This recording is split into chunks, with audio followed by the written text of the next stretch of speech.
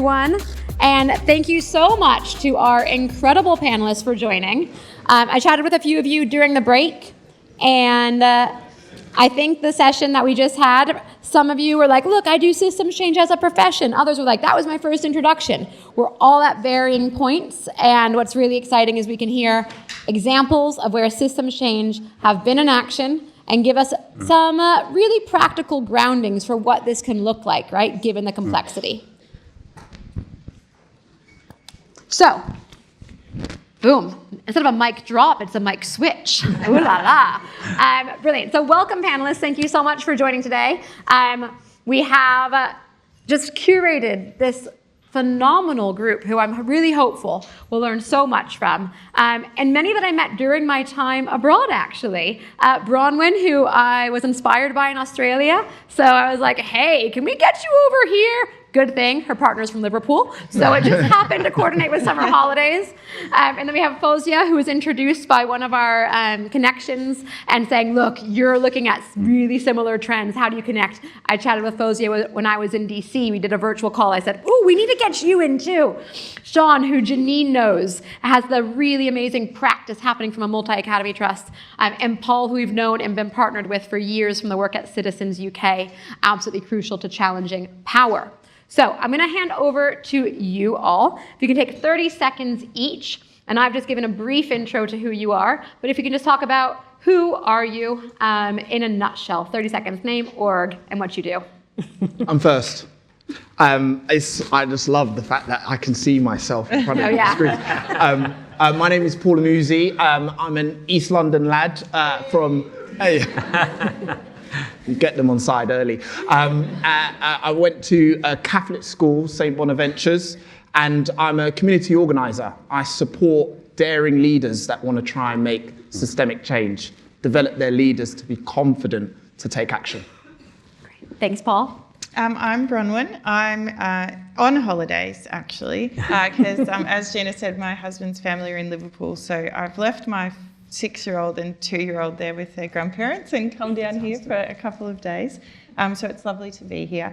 And Learning Creates Australia is all about how we transform our learning system so it leaves no person or place behind. And we really see ourselves as a catalyst of transformation in the learning ecosystem. Great. Hi colleagues, I'm Sean Harris. I lead on research and development for a multi-academy trust in the Tees Valley. Anyone heard of the Tees Valley? Yeah. Hey, the whole of the North East is here. That's amazing. Thank you. I'm also a child poverty researcher at Teesside. Lived experience of hardship in my own life. My youngest daughter's adopted, so fair to say I've got a personal investment in what we all stand for, and genuinely believe I wouldn't be here today if it wasn't for people such as you. So thank you. Hi everyone, I'm Fozia. I'm from BBC Children in Need. I'm Director of Impact and Influence. I fell into philanthropy about 10 years ago and didn't realise that this whole world existed where people gave away money without any sort of scrutiny and accountability. My personal passion is in place-based funding. So I believe a lot in really intensive work at a ward level, at a neighbourhood level. I also, like Gina, did a Churchill Fellowship recently and went over to the States and looked at how they address systemic issues such as inequality and poverty, but in a very cross-sectoral way. So hopefully I'll be talking about that as well. Sounds amazing. Brilliant. Well, thank you all so much for joining. And we are going to have lots of time for questions from the audience. So if you go onto Slido and magically somebody in the AV room puts that up, oh my gosh! There is the QR code. You'll have accessed it this morning, but this will take you right back on. So as you have questions throughout this panel, please do submit them because we're going to be coming to you during the Q&A, and also any questions that go unanswered during this part, we will take away, distribute amongst the panelists, and try to also get back to you in the post-summit comms. So no question left unanswered is going to be our goal for today. All right, so we were looking at the conditions ahead of the break, the pyramid, right? And what I'd love you guys to each individually talk about is what do you think are those conditions that are keeping education inequity in place? So, Paul, do you want to kick off?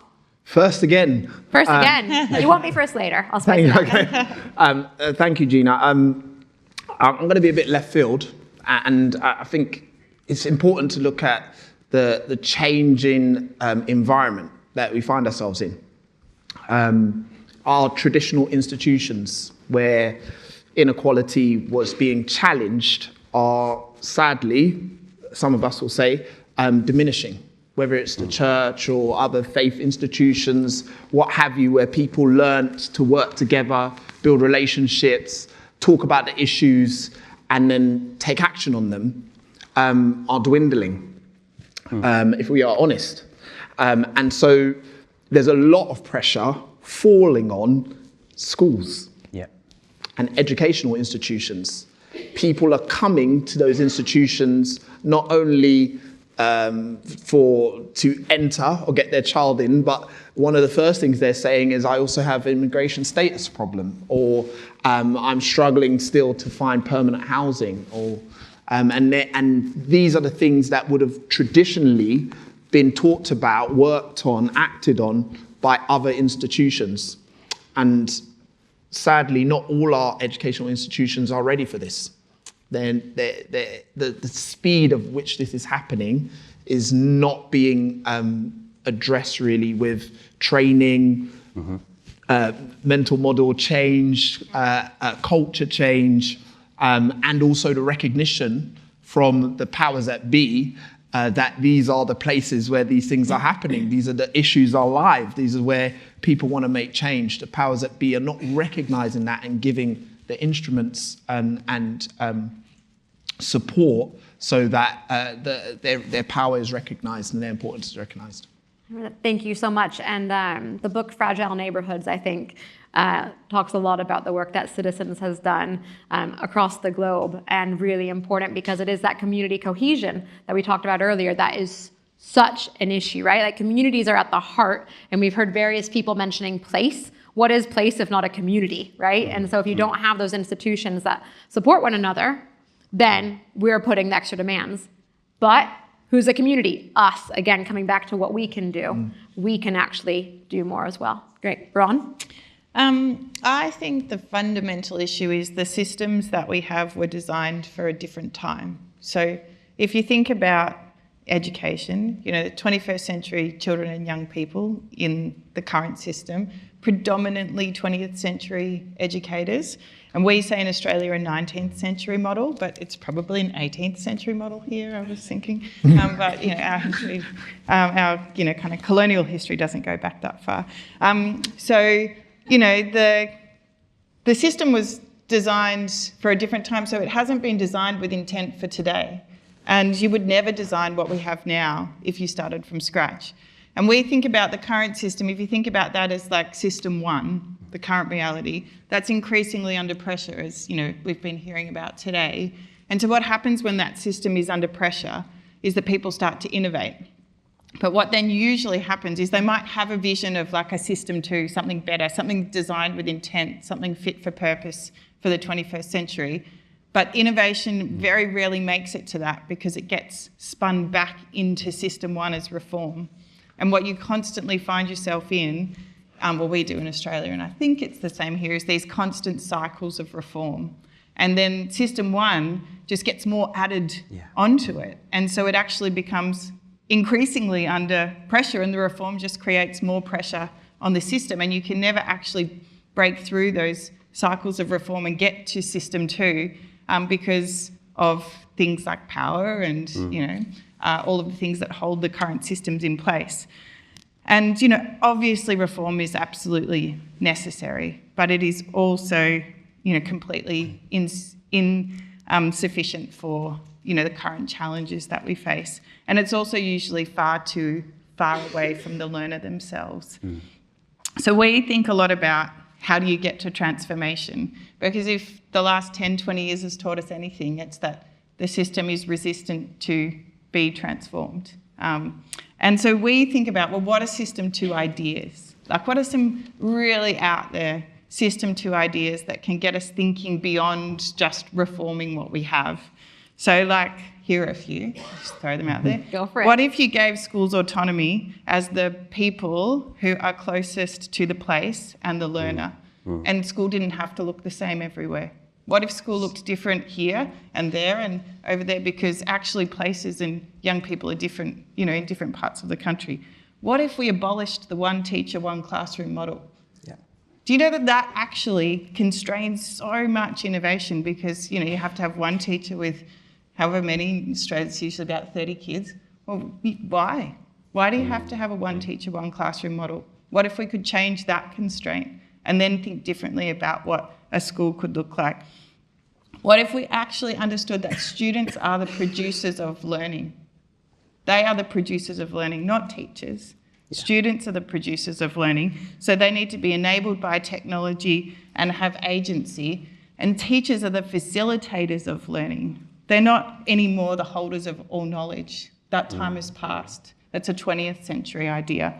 And then if you had that co-agentic relationship with students as the producers of learning, teachers as the facilitators of learning, you abolish the one classroom, one teacher model, the role of government would fundamentally have to change from a regulator to an enabler.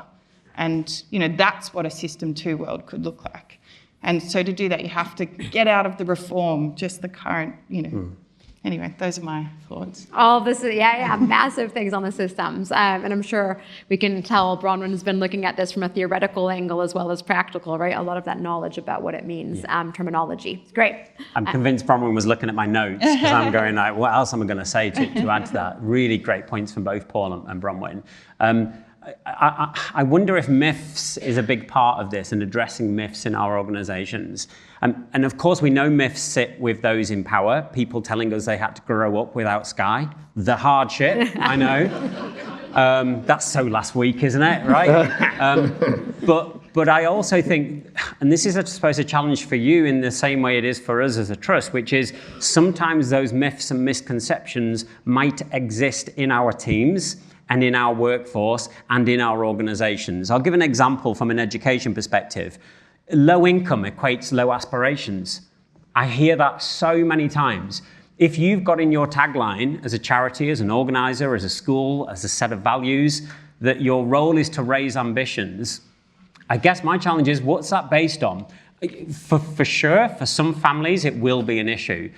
In Tees Valley Education, we talk about the fact that our families are incredibly aspirant. Each of those families, in our experience, based on our research, wants their child to do well.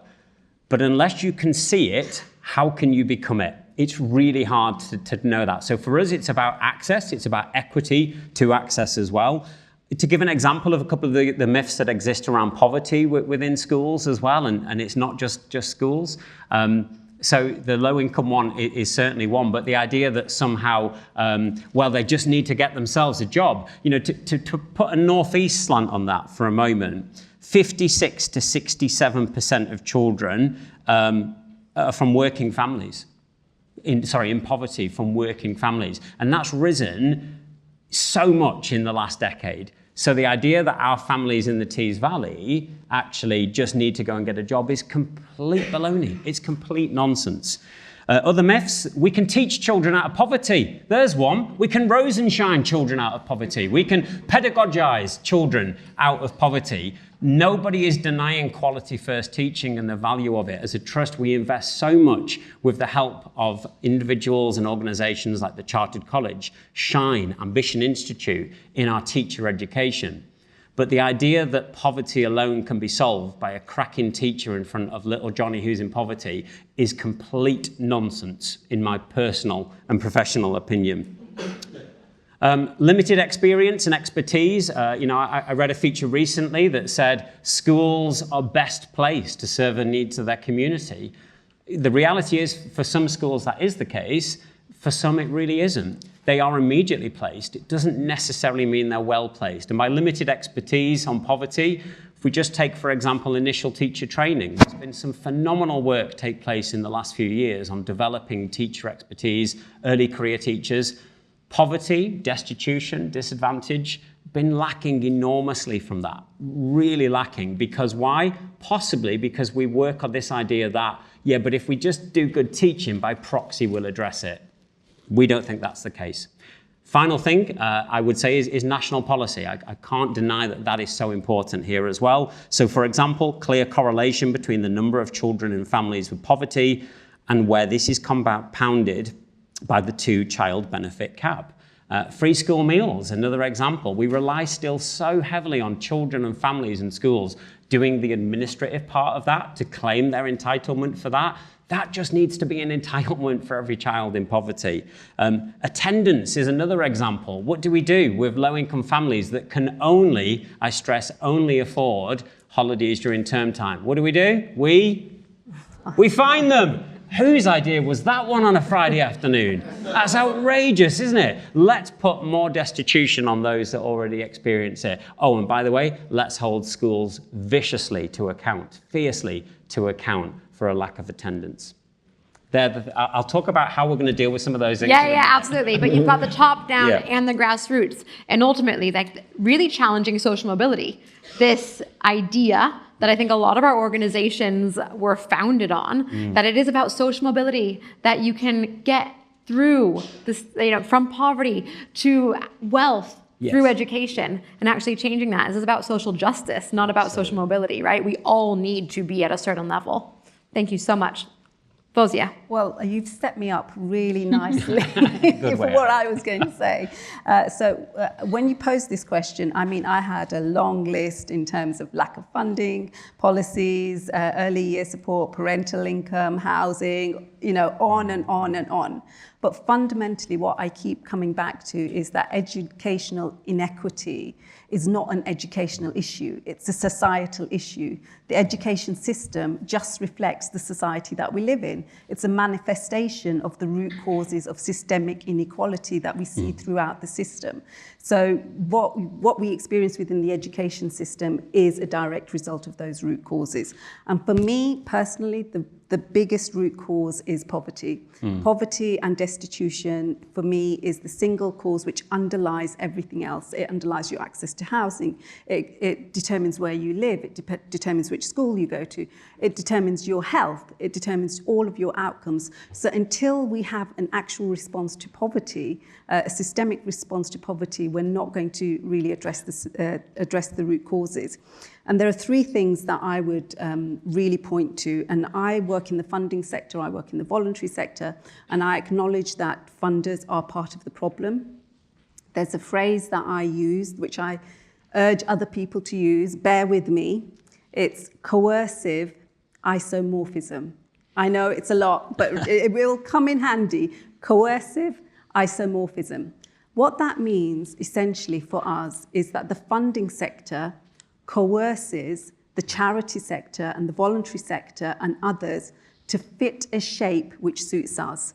So as a funder, I want you to produce X, Y, Z outcomes. It doesn't really matter what you want to do. You might be wanting to change the world. I'm not interested in changing the world. I want you to produce X, Y, and Z outcomes. So we as funders shape what you do, which I think is really important. And it's important for you to scrutinize and to challenge us in relation to those power dynamics and how we're part of perpetuating that system.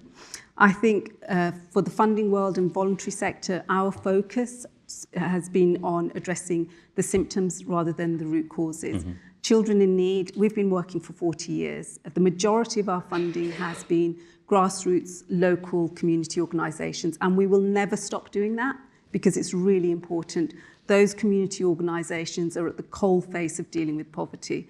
But in the last 2 years, and I'll come on to talk about this later, we've changed our position, and part of my role is to look at what are the conditions that are holding children and young people in place, and meaning that whilst children in need has existed, the situation for children and young people has deteriorated. That's been on our watch. So there's something that we're doing which is not right.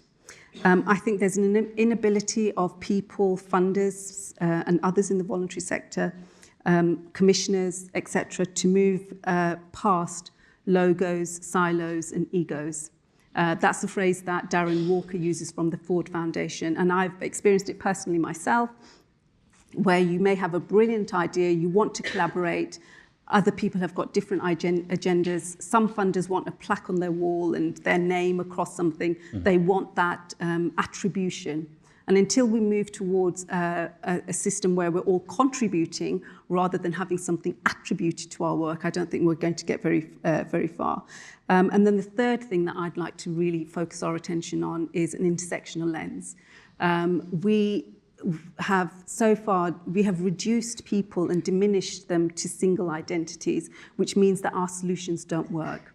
Until we get to a point where we recognize, the high proportion of children and young people who are neurodiverse and also have mental health issues and also live in poor housing. Until we start making those sophisticated connections, our solutions are going to be just one-dimensional and aren't going to address the intersectionality and the reality of people's multiple identities. Applause for all four, please. What an amazing way to kick us off. I don't think we could have had better provocations. And it's really interesting. I think it was Maimonides talked about the role of tzedakah in Judaism, right? And I think there were seven layers. And the ultimate is just complete anonymous, driven by the individuals who have it. And I think that's the key aspect that we want to drive for in terms of philanthropy, is this isn't about us, right, in the resourcing. It's about us. It's all about not us, it's about us. And that's crucial. Okay, so let's kick it off. Let's find out what we can do about it. So Sean, I'm going to come to you first. Right. You've just shared so many of the problems that are keeping the issues in place. What can we do about it? What are the practices, if we focus there, that MATs and schools have done to really battle these and take them down from what you've seen? Yeah, it's a great question as well. I'm going to do my utmost to give some examples. What I will say is, like Gina said before, there are no silver bullets. But as we say in our trust, it doesn't mean there isn't some shiny examples of good practice that we can borrow. So as a trust, we talk about expertise doesn't grow in silos. We get really nervous about claiming as a trust that we have some level of expertise. We don't claim a commitment to expertise. What we do claim is a commitment to working with others to get under the skin of root inequality in our communities. And we've done that, not only our trust, with others. There's some examples in the room doing some phenomenal work on this agenda. We talk about our 3 Ps being our people, our policy, and place. And I'll break those down. So people, essentially, we believe that our workforce are the best lever for change in our communities alongside those that we serve. Notice I don't use the phrase teachers in that. Teachers are part of that workforce. They are not the workforce. Place, we can't serve or address the issue unless we understand it at a hyper-local level. As a trust, we talk about if we're really serious about deep social justice, that needs deep social listening. And I dare say in a way that schools don't always get right, and in a way that can't be done in orthodox ways that schools would normally do it, e.g. pupil voice or a parents' evening. If you're really trying to get under the skin of your local community, that's unlikely to happen at a parents' evening while you're discussing the child's Progress 8 score, just saying. Policy, we can't deliver or state a commitment to addressing inequality unless we are actively and proactively seeking opportunities as a trust, as a school, as individual schools and academies to get involved in national policy. And sure, that takes resource, but like I said earlier when you asked about partnerships officers in schools, schools as we know it have changed. Why? Because the landscape that we served has changed enormously. So the idea that we can get to where we want to be by just being a MAT, we think is rather ludicrous. So in terms of people, I mean, investing in professional development is a no-brainer, but I mean this beyond the scope of things, for example, like national professional qualifications. They're really important, but if they're the only way in which you're trying to generate expertise in your schools, you're going to come unstuck. So for example, we have staff doing PhDs in looking at child poverty, master's research looking at local place-based initiatives. We do that with the help of the Chartered College, the charity Shine, who've given us some funding to look at curriculum and how do we craft curriculum with disadvantage in mind.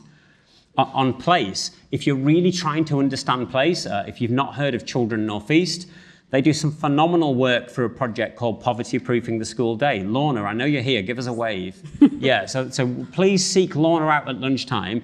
They come and they don't just work with children in hardship. They'll speak to every single child and staff member and as many families as possible to get a temperature check on what it means to be from a low-income family in your school. Now, adapting some of that, we've used it as well. We do something called diet walks. That isn't that we walk around and check what you're having for lunch. I'm sure there are some schools doing that, but we're not it.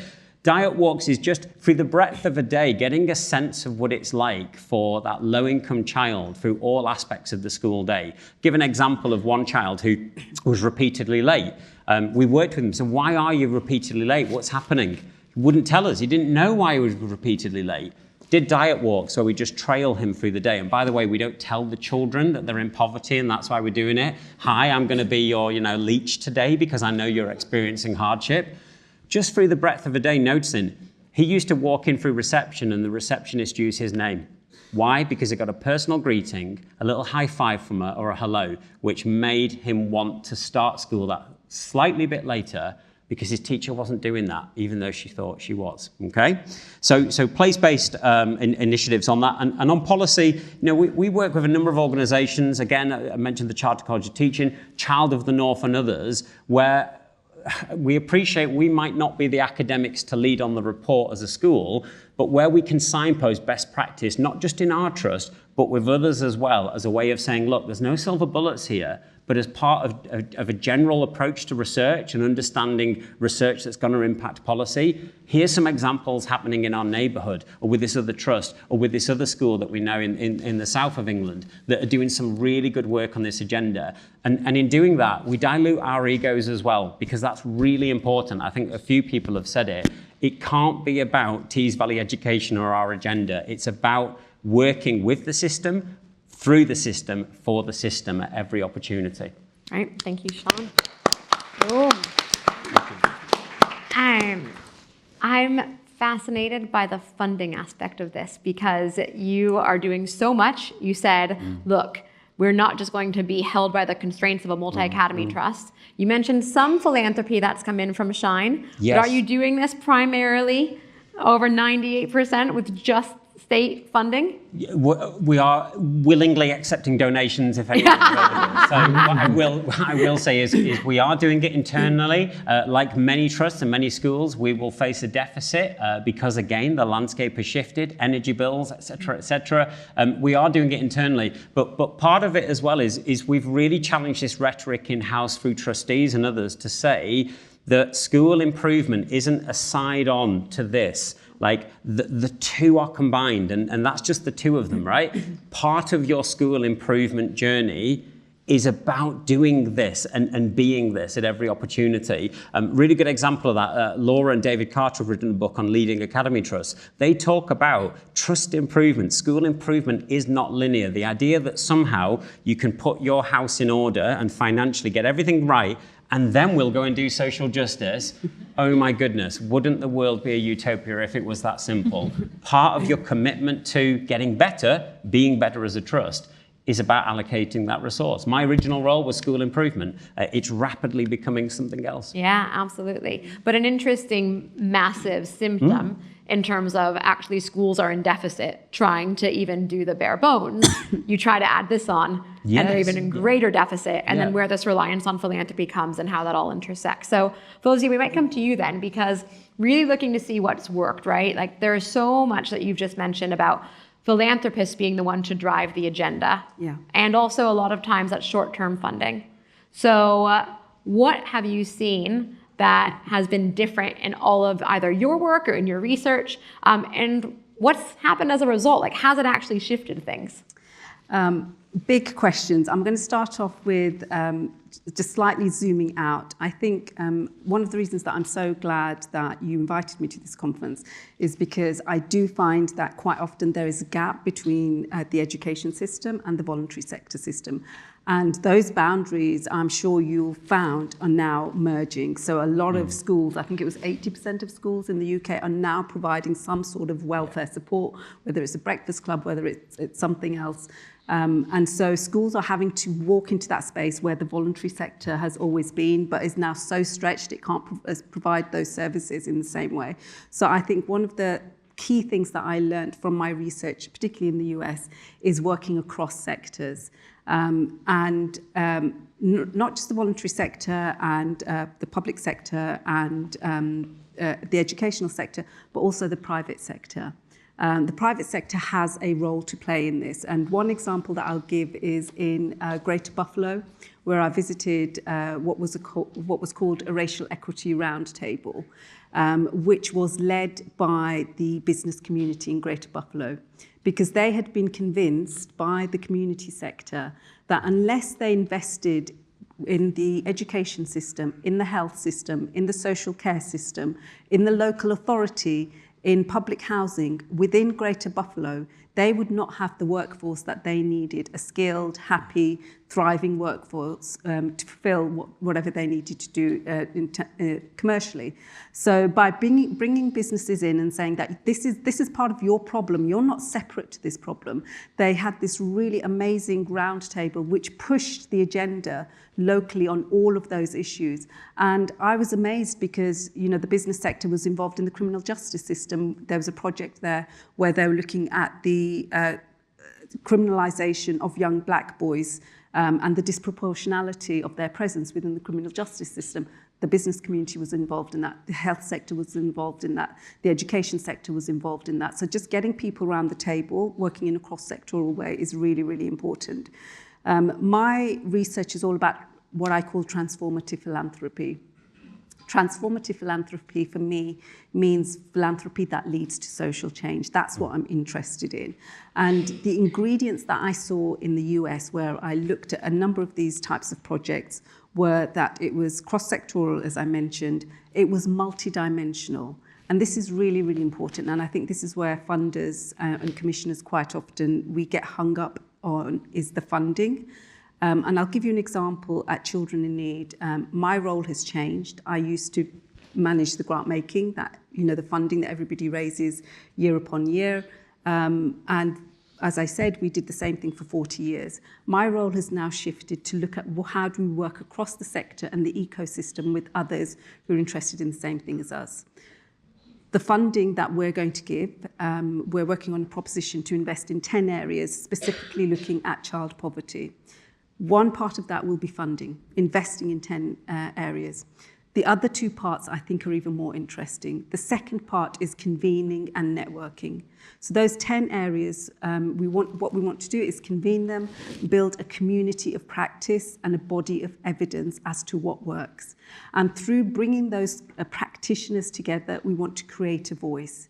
And then the third aspect, which I think is really important, which was alluded to right at the start, was narrative shift and storytelling.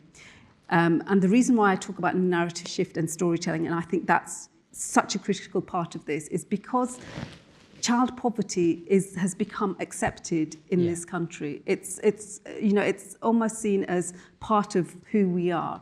And until we get to a narrative shift where where the British public understand that poverty is avoidable, it's something that we can tackle, it's something systemic, it's not somebody's choice to be poor, and you'll be surprised at how many people believe that. And we don't live in a meritocracy. Until we start challenging some of those ideas and shifting the narrative, storytelling is so powerful. If you look at the drama produced about the post office, who knew or cared about the post office computer system before that drama? And then suddenly, within space of a few weeks, there was a huge public outcry. Why are we accepting this injustice that has happened? I want to create that huge public outcry about child poverty, because that's what will influence policy, that will influence government, which will influence systems change.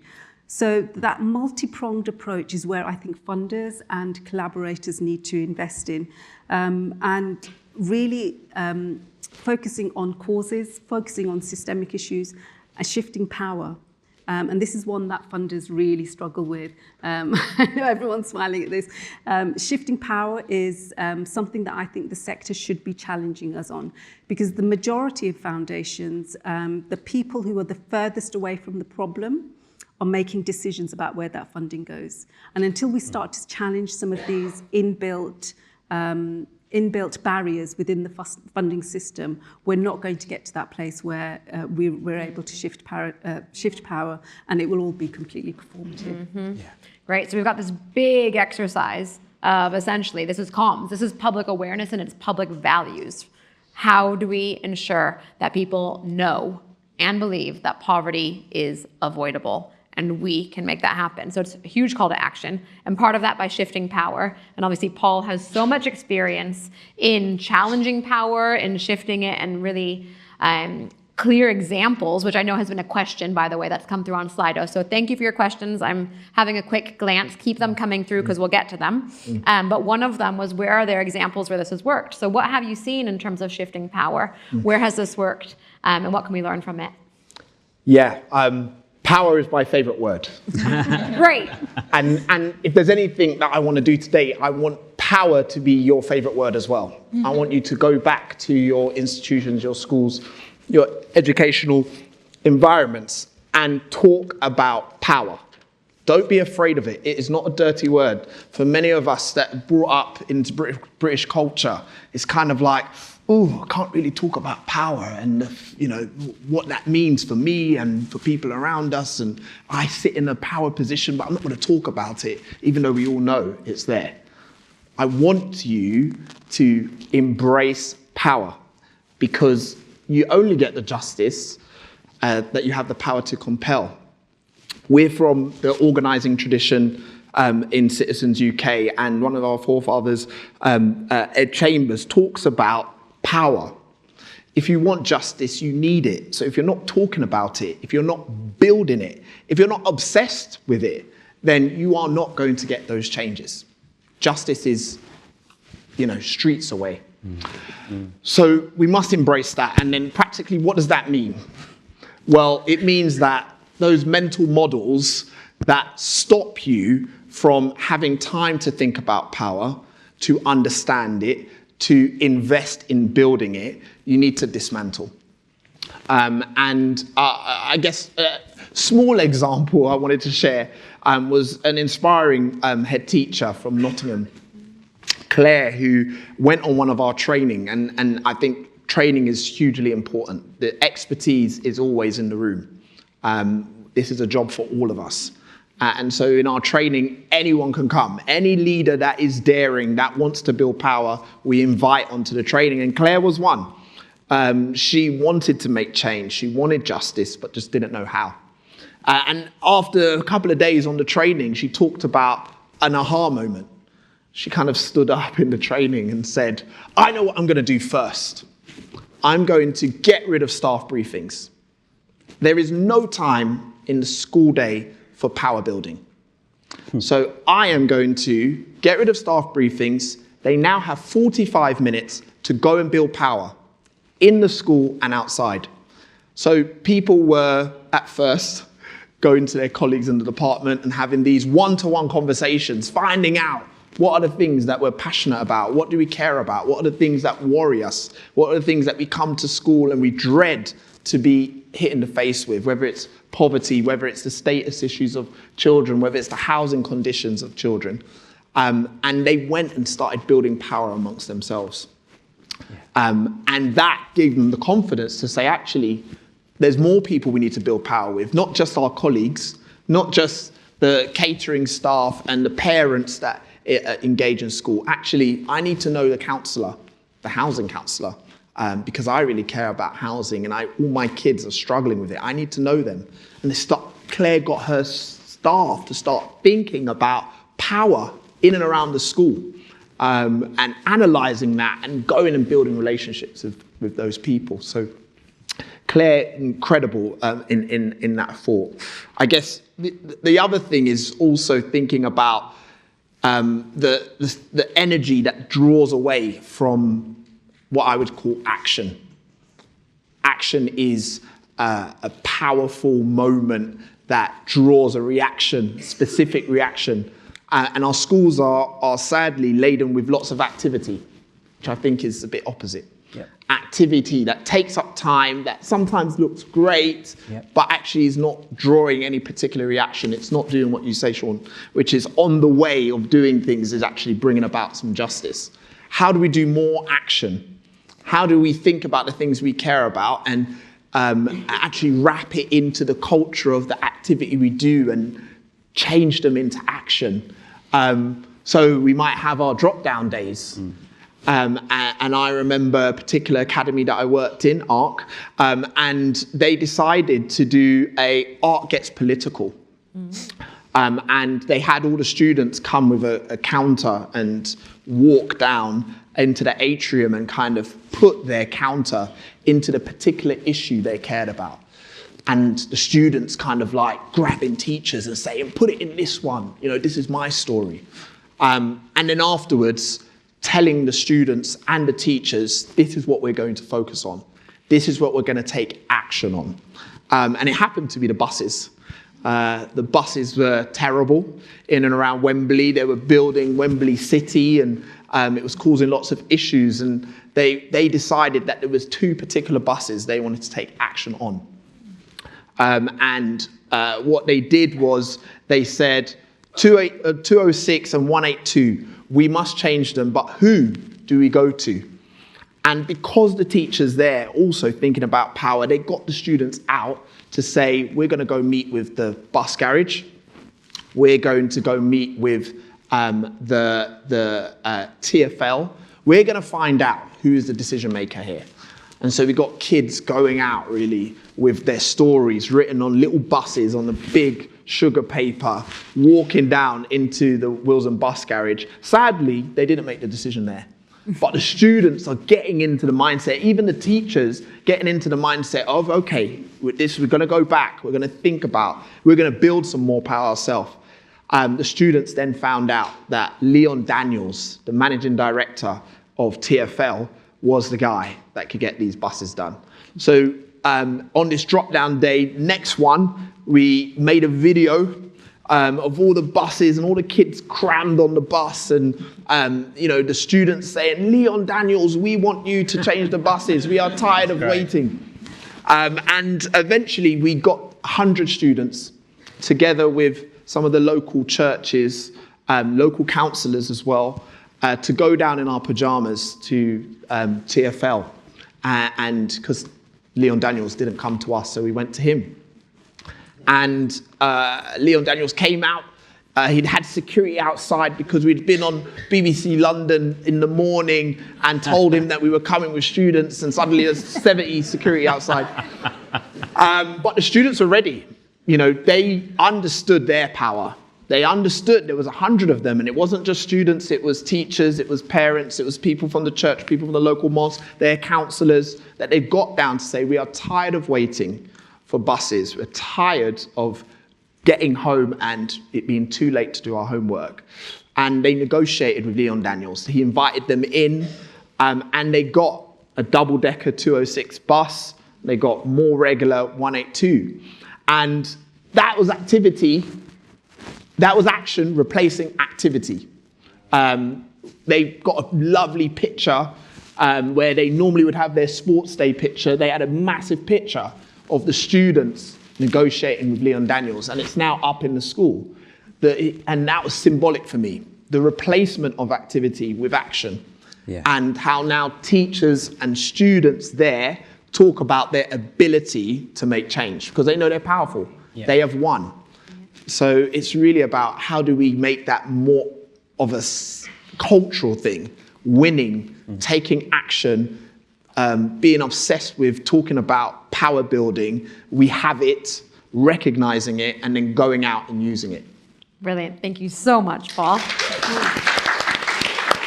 Dropping power.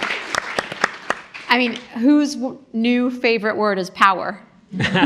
Yeah, okay, we've got a little bit of work to do, but slowly by the end of the day, you said, Paul, we'll get there.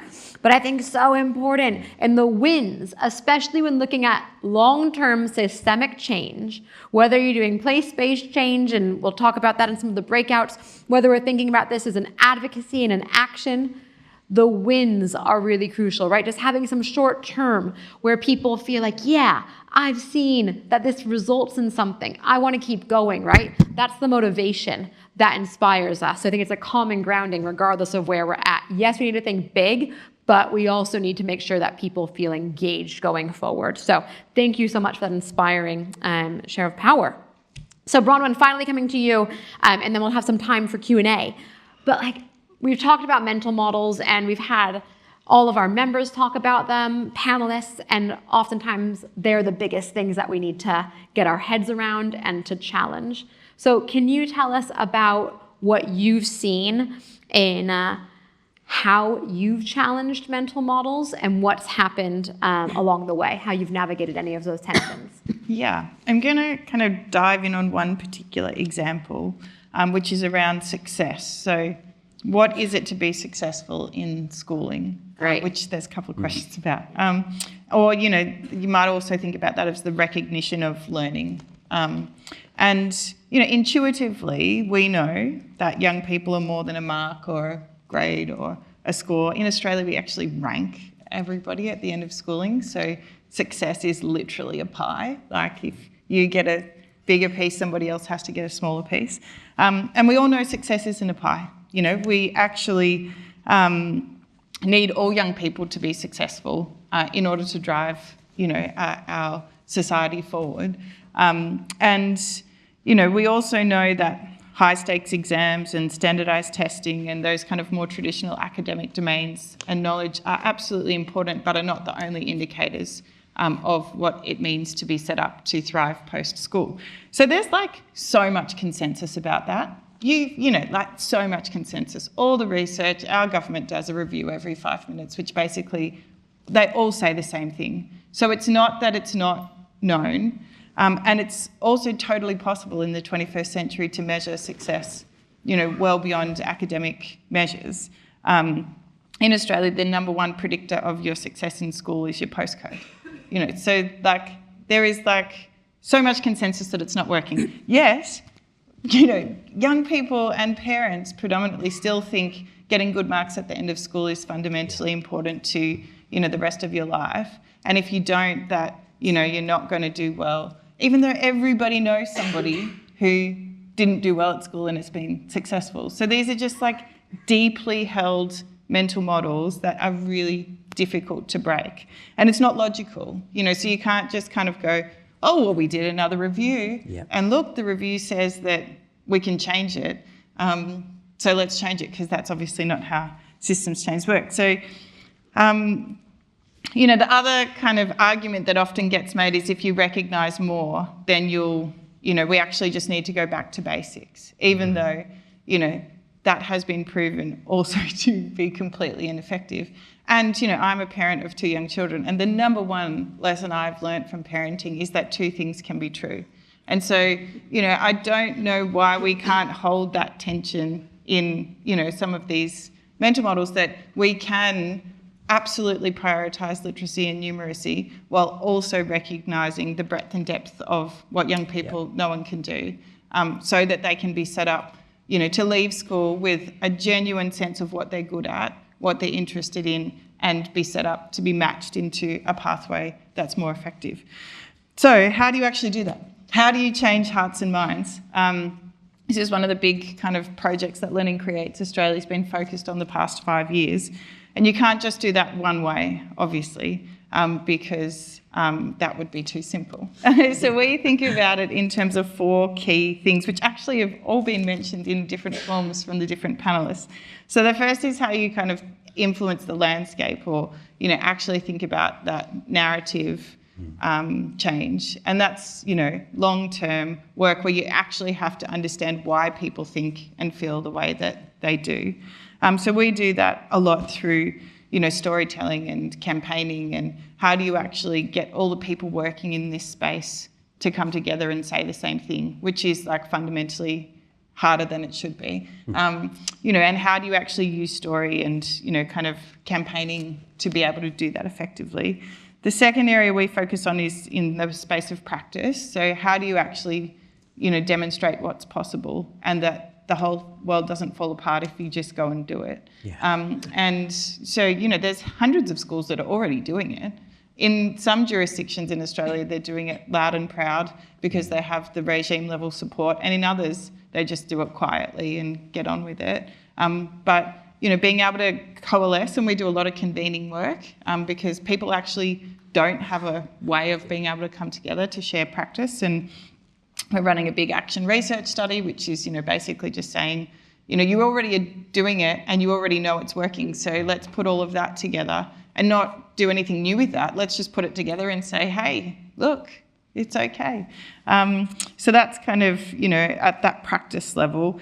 Then the regime level, in Australia we have state governments, which are kind of like your boroughs, I think, which is kind of like your, where actually the education system is managed. So, the future system isn't going to look the same everywhere, because we're not going to replace something that's standardised with something that's standardised, because that's obviously not working. So, how do we actually get alongside regimes who are actually trying to do things differently? So we're working with 3 regimes who are all trying to do more to recognise learning success, but they're all actually doing it very differently. But being able to work at that level and say, well, in Tasmania, this is what's most effective, but in the Northern Territory, it's something completely different, and in South Australia, it's different again.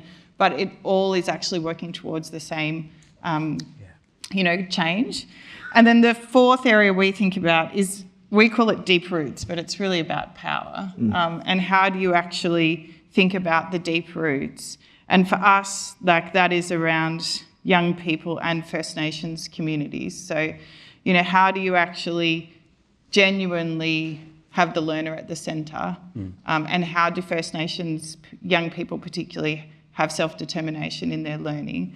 And for us, that's really trying to shift away from thinking about equity and inclusion to actually thinking about rights and justice. And, those words all can sometimes be interchanged, but they're actually fundamentally different things. And for too long, the sector is just, we're about inclusion. Well, actually, that's not what young people in First Nations communities need. They actually need, rights and justice in a way that would fundamentally change the way power works. Yeah, absolutely. This reframing, the mental model, it's about justice, it's not about inclusion. I think massive for that. So I want to pick up on a few of the questions that you guys have sent through. Thank you so much so far, but you're not off the hook yet. So what I want to know is, there's a few that's come through about young people. So what we're going to do in this next 10 minutes is we're going to do the most rapid fire. Then you know who to talk to, and we'll take it from there. So a few that have come through with young people are looking for engagement. What does meaningful youth engagement look like if we're really going to shift power? In particular, there was one, not sure who mentioned it, about working with 5-year-olds. So what is it when we go really young, right? Like, we have individuals here today that are aged 14 to 24 from our youth steering group. But actually, what does it look like when we start a lot younger as well? So I wonder, Sean, do you want to take that first? Sure. And we're going 1 minute. Yeah, 1 minute. So I'll give a couple of bits that have really supported us as a trust. So one is lean into it. And by that I mean, whilst we accept that there are massive parts of stigma associated with low income and hardship, don't for any reason think that children are not prepared to talk about it.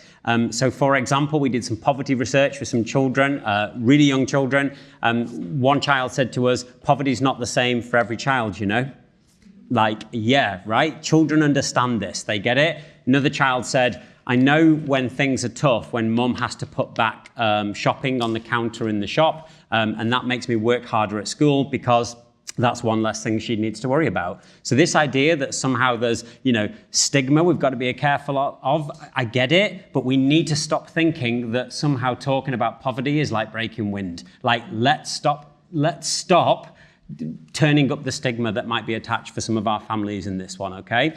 The other thing I would say is there's some really great organizations we're working with that are doing some really good work on this. Take the teachers out of it. And in education, we're very precious. We like to think that we're the ones that are going to save the day. And in many respects, teachers do. I get that. Children in a room with researchers, children in a room with people their own age, youth activists, people that have maybe just come through the education system themselves, often go a long further way than I can as a PhD researcher and as a school leader. Children will be very honest. So give them that opportunity. What are we waiting for? And here's an idea. Don't do it in schools. Like, it can take place outside of schools as well. Absolutely. Be there. Amazing. And the plug, Becca's told you already, but the Youth Summit, and there is a table out there. So if you do want any advice, Becca offers one-to-ones bespoke to your organization for meaningful youth engagement and to get your young people involved. Fab. So then thinking about this aspect, and I'm coming to you, Paul, on this one, about consistency and control versus tailored. And so you work nationally, right? You've given all these levels, all these examples from a place level, a community level. But what do you see in terms of the conditions that keep the problems in place that are universal, regardless of where you are across the country, versus those that are really specific to an individual place? Is there consistency across the board? And actually we're seeing national trends that are the same? If so, why is community the way and the vehicle to intervene? Or is it really, really specific to the community? That's an interesting question. Complex. You only have a minute, by the way. I only have a minute. I think, for me, I found that, ultimately we're afraid of lots of different things. One of the things we're really afraid of is that we all care about particular things. As a teacher or an educationist, it's kind of like, oh, I'm this person that has to support all of these things, and I don't have any interests or anything that I'm kind of like, that makes me human almost. And actually, it's really good to embrace those things, because those are the things that will drive you into bringing about justice that maybe is beyond the teaching of a young person. The human element, and actually I'm going to disagree with you, Sean. Yeah, the human element of as a teacher to bring into the room is what you need to bring. So, young people and a human teacher sitting together talking about the issues is what young people need. We don't need youth engagement. That is, I hate it. We need to do power building, and you need to recognize that the teachers have power and the students have power. So you both have an interest in engaging together. And as a young person, my biggest experience from school was that I left feeling powerful. I left feeling like I could do anything. I could bring about change. I'd had a tangible experience of it. And it's because I sat around with priests, with teachers, with the cleaners in the school, with the parents, and we discussed housing. I was a young person that had problems with temporary housing, and there was teachers that were thinking about moving school because they couldn't afford their housing, and we discussed it. That's how we engaged. And so I feel like, to list the things, that hold us back. One, we don't like talking about power. Two, we feel very ill-equipped. We don't have that confidence, but we all have it. We have story, we have interests. That's where you start, with the young people, with yourselves. And then, of course, we feel like it's not our job. It's like angry at these people that should be making this change. But actually, sadly, because of institutional change, the dwindling of other institutions, it has landed on your lap. And as part of the civic society, we all must take action. And so do it. There you go, do it. And I think the power building, you've just named our potential new strategy. There we go, power building it is. And something interesting about control and conformity from the research is I went to countries where there were states or provinces and thinking, to what extent does having a national curriculum influence what we do and the results it yields versus having, in some cases, 50 states, right, where they're each in control about how they do education. Yeah. Surprisingly or unsurprisingly, it actually doesn't influence it. The challenges are the same, regardless of if we break it down and make it on a more regional level. And so as much as we talk about place, I think that's really important for the person who put the question about control, because I think we think it's, again, this either or, but I'd come back to Bronwyn's point. Two things can be true. There's not a perfect system, and there is not a silver bullet. We make everything go to regional level. If we don't invest in the systems or the infrastructures to have that transition, it's not going to work. If we were intentional about schools being the unit of change, it might happen, but we're not intentional. So my caveat is, let's not think that one system is better than another without properly resourcing it, because otherwise we've seen that it has the same inequities regardless of the country. Can I add something? Please. One other model I find helpful when I think about that kind of system to land, is something we think about what's loose and what's tight.